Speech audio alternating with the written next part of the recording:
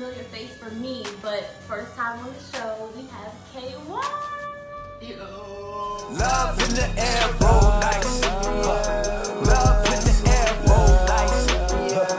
Love in the air, roll dice. He actually booked me to host one of his shows. Hosted by Diamond B. Frazier. It's about to go crazy. Be there. So I had the pleasure and privilege of seeing him perform live. Fable, she said, you're impressive.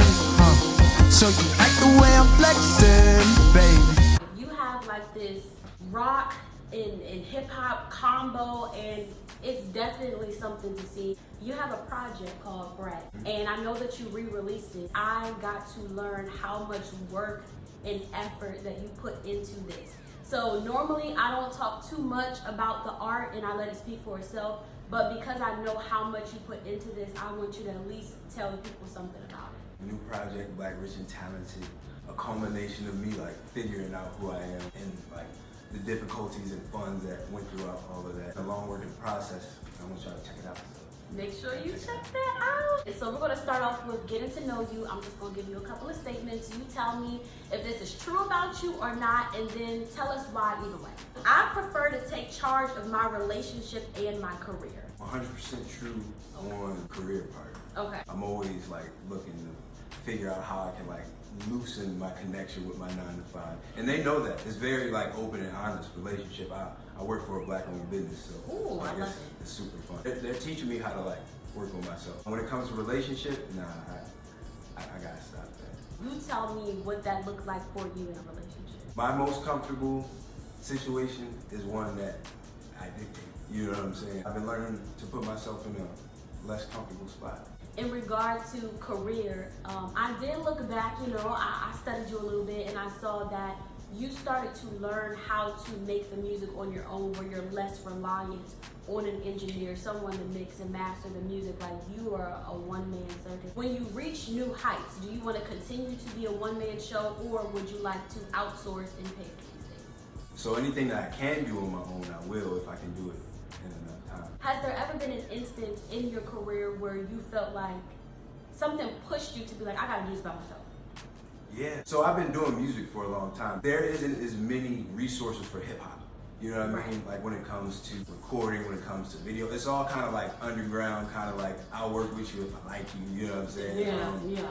And when I first started, I wasn't the greatest. You know what I'm saying? And that's just me being honest with myself. And there wasn't a lot of like people that were willing to just like work with me. I didn't have fun yet, so it made me go that route. I feel you on that. All right, this next one. My main concern is myself. Okay, I like it. I like the honesty, because some people, depending on your perspective, you might view it as a horrible thing. I think you were in a relationship. Is that still true? Mm-hmm.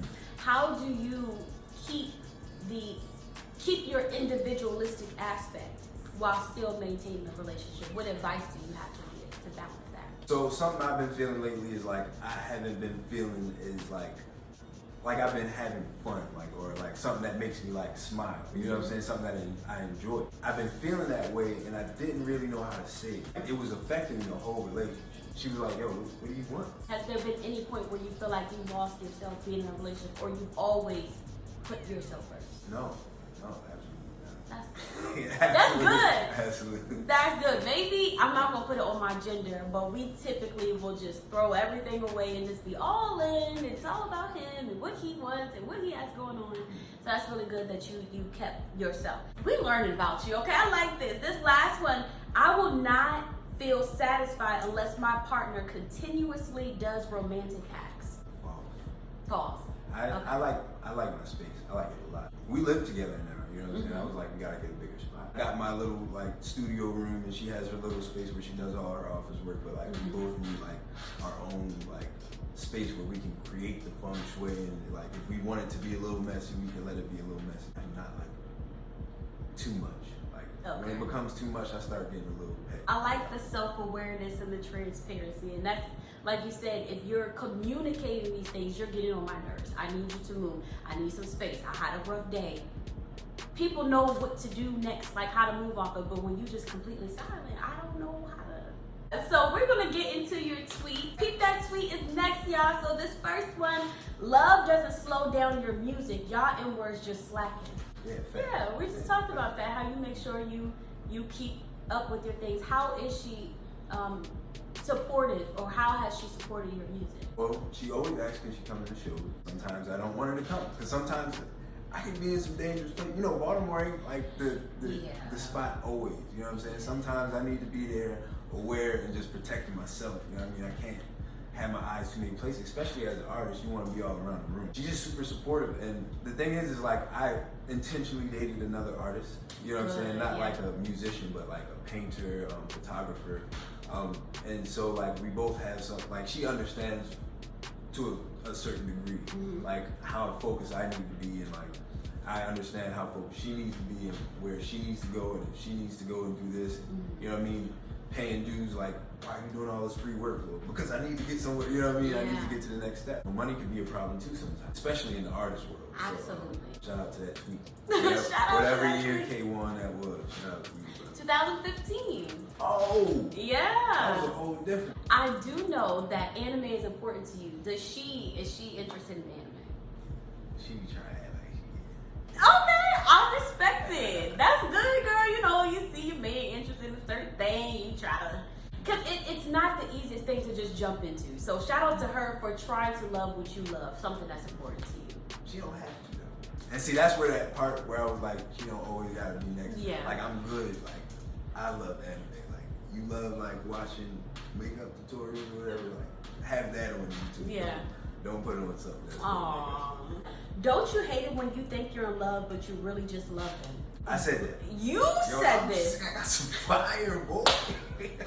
What's the difference between loving someone and being in love? I feel like I can love pretty much anybody. Like that can be a friend, a homie, a parent, a cousin. And being in love with somebody is, you know, somebody that like, you know, that's your one-on-one, that's your partner, that's your, you know what I mean? Like I'm spending the rest of my life with this person. So just like you said, you can love anybody. The person that you're with doesn't necessarily mean you have to be in love with them. Are you currently in love? Yes. How do you know you don't just love her? My willingness to continue, I will fight for it. You know what I'm saying? Like I like a lot of things, like because of, you know, with the artistry and stuff, and like with relationships and how it goes with artists, and I'm not just saying like strictly like romantic relationships, I'm saying like friendships and things like that too. It's easy to see someone not doing something to further you. Right. You know what I'm saying? And it's easy to be like, yo, straight up, like us hanging out all the time ain't really that. You know what I mean? And I do that with people. Like I'll just, yo, I can't no more. You know what I'm saying? Like I'm giving this too much energy. You know what I'm saying? I need to put some more energy over here. And for her to be like, So being in love is more so someone that you want to constantly work towards something with. You don't just have an I don't care attitude. You're going to fight and find a way to, you know, come to some sort of resolve or be in a comfortable situation. yeah. And it's less apparent than that. It's not something that like I can just be like, I just know after a fight or something, I'm just like, yeah, let's like work on it. It's like, it's like I'll be. To be in love with someone, does that mean you would die for them? So you can be in love and not take a bullet.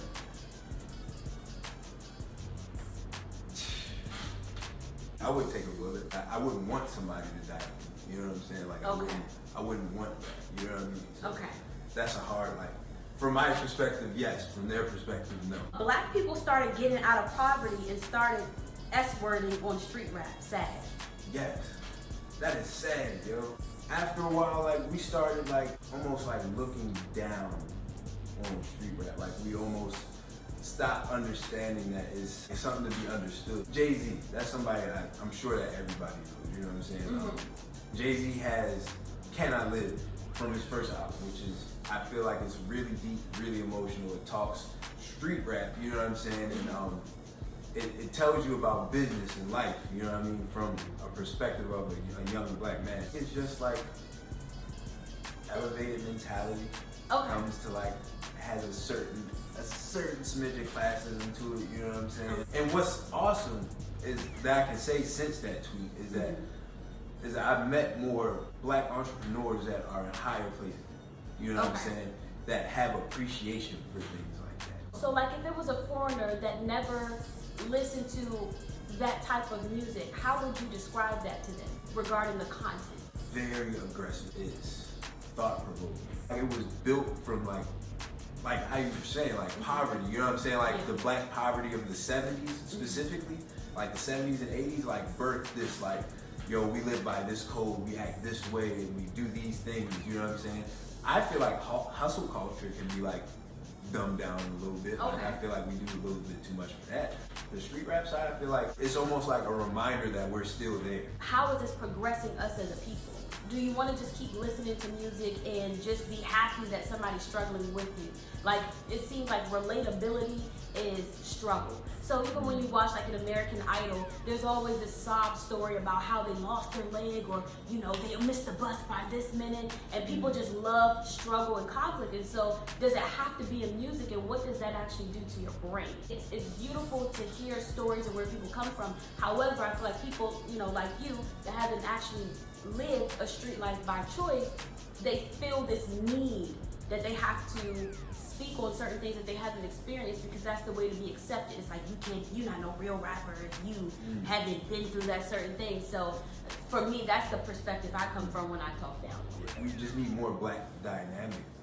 You know what I'm saying? We just need more black dynamics at the end of the day. Like it's not just that, and that's like a problem. Like I understand it. Like it shouldn't just be street rap. You know what I'm saying? I'm not street rap. You know what I'm saying? Like I love the music. That's not the music I make. I make dance music. You make really great music. Of course. There's this guy out right now called RX Poppy. Me and Victor were just listening to him last night before the show.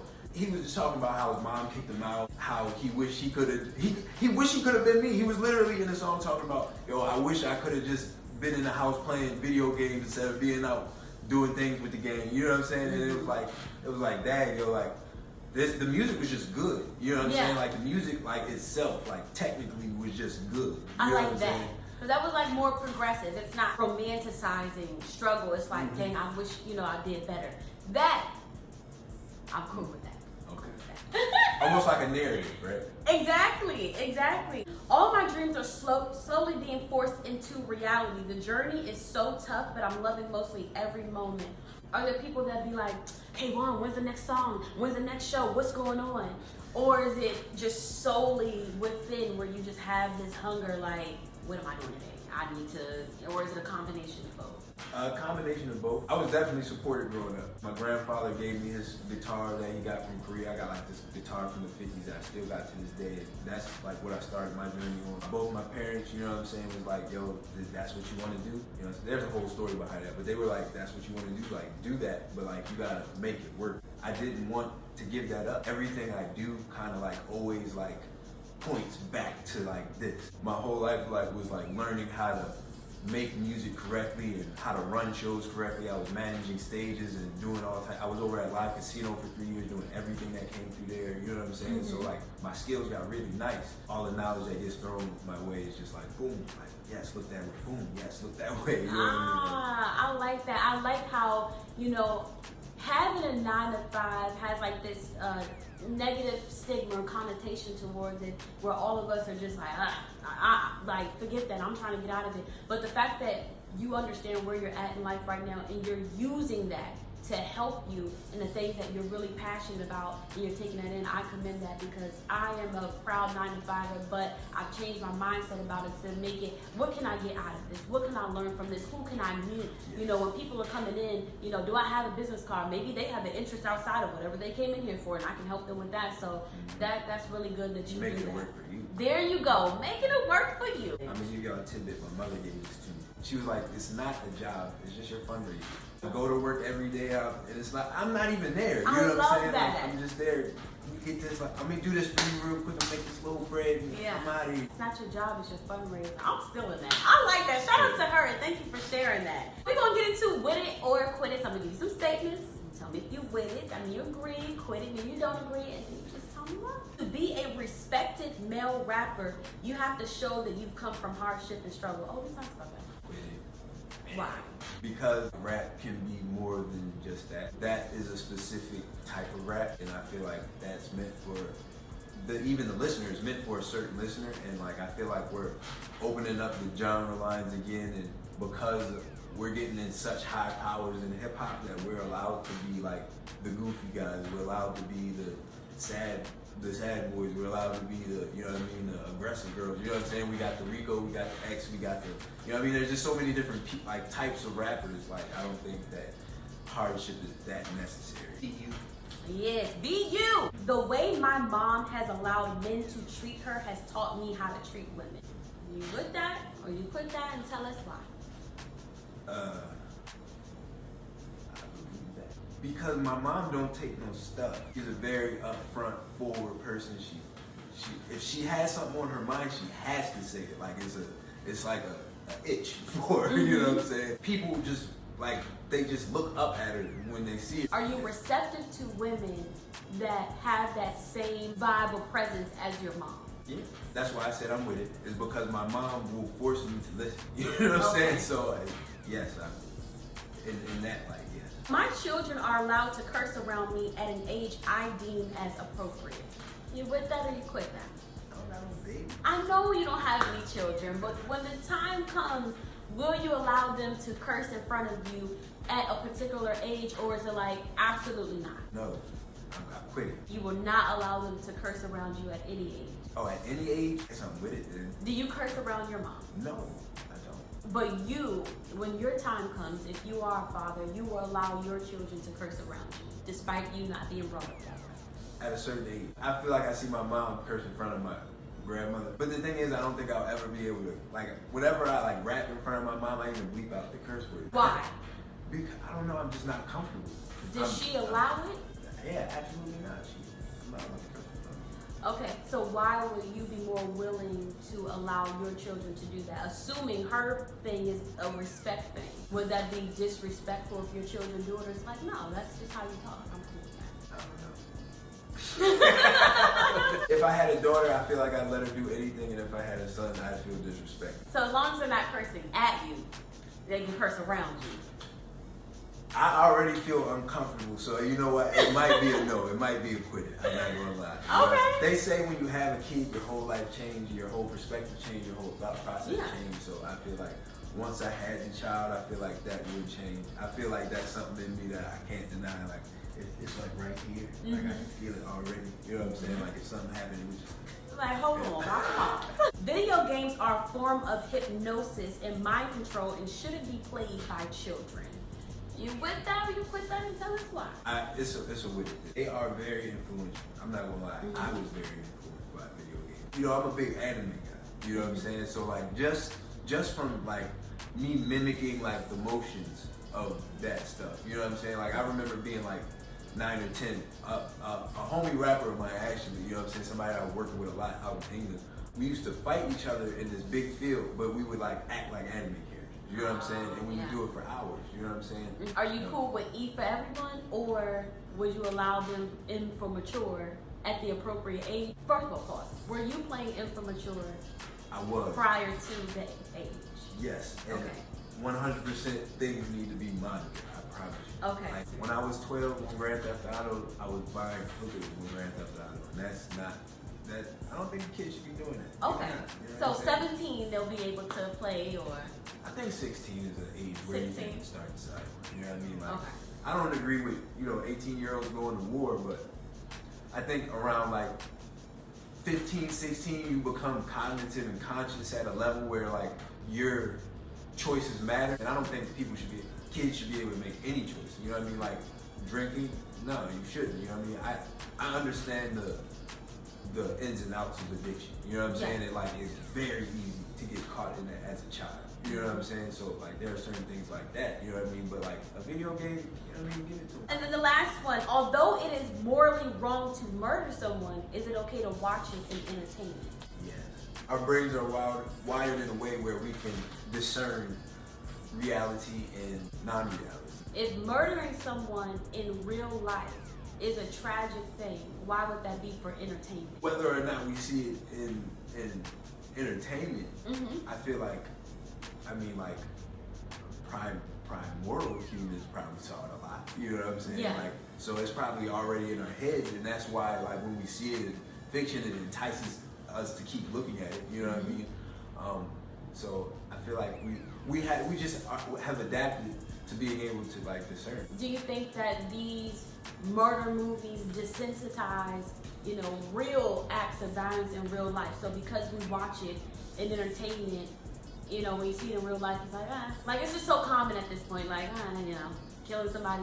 Like when you watch it in a movie, do you feel a type of way, like, oh my gosh, this person died, like, you know, the feeling that they're trying to bring, or is it just like, oh, okay, like, they died? I feel desensitized. Not towards everything though. Growing up, we've seen a lot of black death, black tragedy. You know what I'm saying? And you would think that like eventually it wouldn't affect you or hurt you as much, but it really, I feel like it's been hurting more. Yeah, I can watch, you know what I'm saying, like somebody get stolen on Twitter and Instagram and laugh at it. Yeah. Like I could watch them get bled out or something, you know what I mean? And I'm just like, oh, you know what I'm saying? But like when it's like somebody of my people, I'm just immediately like hurt. Is it more, less, or equal hurtful to see a black person kill another black person or a white cop kill a black person, for you personally? Unfortunately, it feels worse when a white person kills a black person.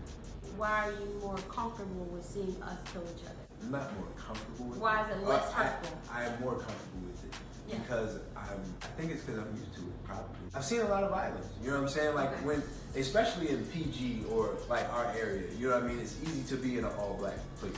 I grew up for a while not seeing white people, you know what I'm saying? There's like a certain relationship I feel with like almost all black people. I might not see you as like a close friend, but like when I see you, I feel like I could easily connect you. No matter what you do or no matter how I know you or not, like before any of that, I'm almost certain to know that I would support you in whatever you do. There's a certain bond where it's almost like a family thing, right? This thing is happening in the family. And it's almost like now we need to deal with it in the family. And I feel like when it's not in the family, I have no control over it. And that's probably why I'm more comfortable with it. There's something I can do about my little brother being angry at another black man. There's something I can do about my uncle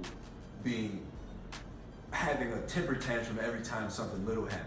But I feel like I am in a weak, vulnerable, and insignificant position when another race has just been blatantly killing. Why not have that same retaliation on the opposite race versus ourselves?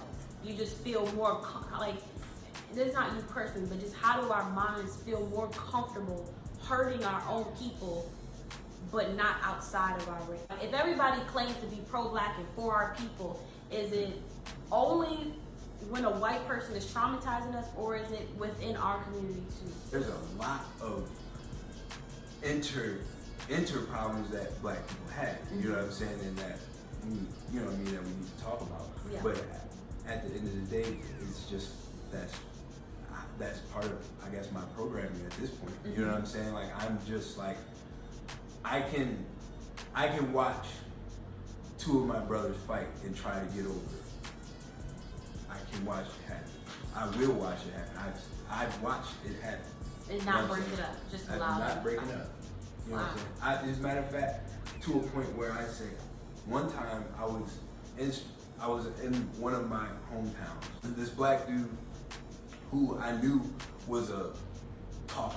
You know what I'm saying? I knew he was a talker. I knew how people felt about him. I knew something in my heart told me that he was gonna get in trouble about this one day. You know what I'm saying? And like, that's what I mean, like when I say I feel like I can help you before you get to that point. You know what I'm saying? And I think my problem is that I want to see, well, yes, my personal problem is that I want to see my people,